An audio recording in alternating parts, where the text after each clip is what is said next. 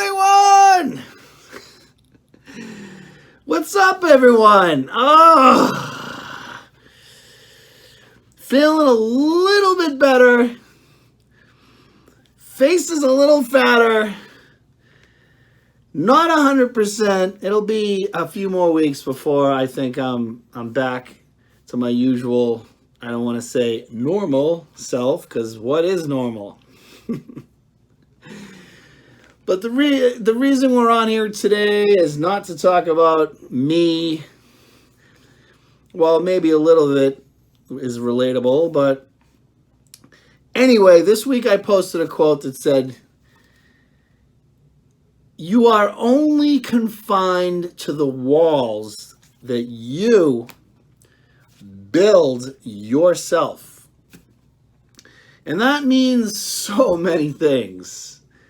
But basically, the premise or the reason why I brought that up is because I had a really great conversation with a client last week about just that very thing, about the limitation, our limitations on our own selves as far as the happiness that we are willing to accept. I mean, some people are just not happy unless they're happy.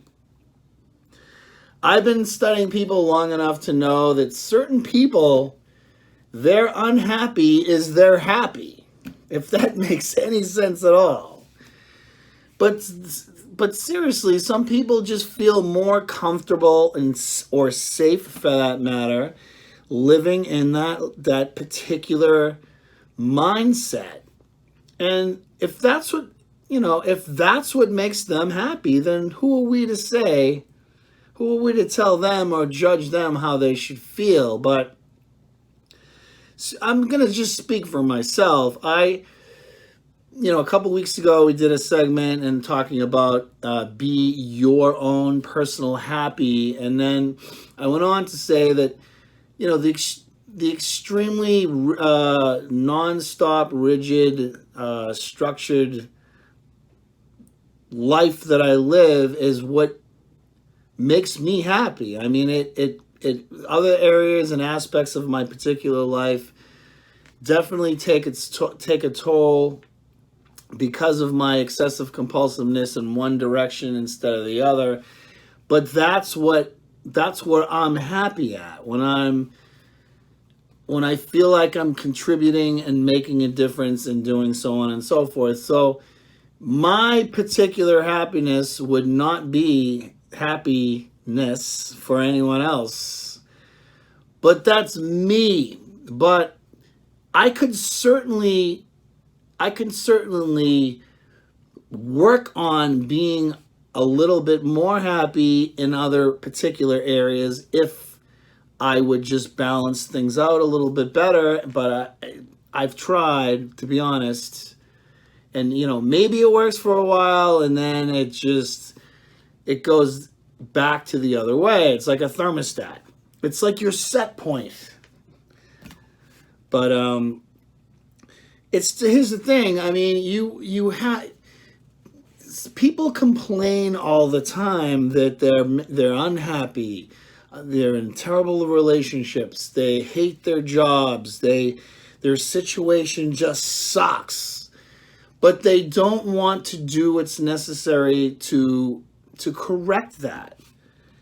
And they could if they wanted to, but they somehow feel it's a scary thing sometimes when you're, especially, God forbid, you're in a somewhat of an abusive type of relationship, whether that be verbally or physically. It's horrible. No one should be in that situation. But sometimes people are scared to make that next step or steps to step out of that and be happy again. Because some, people feel comfortable or complacent or whatever, or it's just scared. It's scary for a lot of people. I know of in this last 6 months alone, I know of some people that have had to make dramatic changes in their personal lives, and it was ugly. But they will be happier eventually over time. It just took it took courage, to be honest. But again, I don't want to go back into me, but like I've said before, every relationship, every amazing relationship and otherwise that I've had there's always been a imbalance, and it's because of me thinking or being a certain way. And I've accepted me being the way I am, but I could definitely make it better if I just put more attention in other particular areas. I just choose not to. But if you're in a horrible situation, or it's just a terrible situation, you should really sit and reevaluate and put some things into perspective and think about make a list of all the positives and then make a list of the negatives, and you'll see there's a dramatic difference. And you should, if you want to be happy, make some changes. You deserve happiness. We all deserve happiness. So, the main thing I would have to say is, if and let's just use the fitness aspect of things and say, if you're unhappy being overweight, you're unhappy, and I don't want to be disrespectful and use some adjectives that would offend anyone, but if you're unhappy with the way you look, because we all want to look better, whether we admit it or not, as much as one would be dramatically out of shape and say that he or she is okay with the way they are, they're lying to themselves. But if you can't complain. If you really, really want to make a change, you have to put things into perspective and say, what am I going to do to correct this?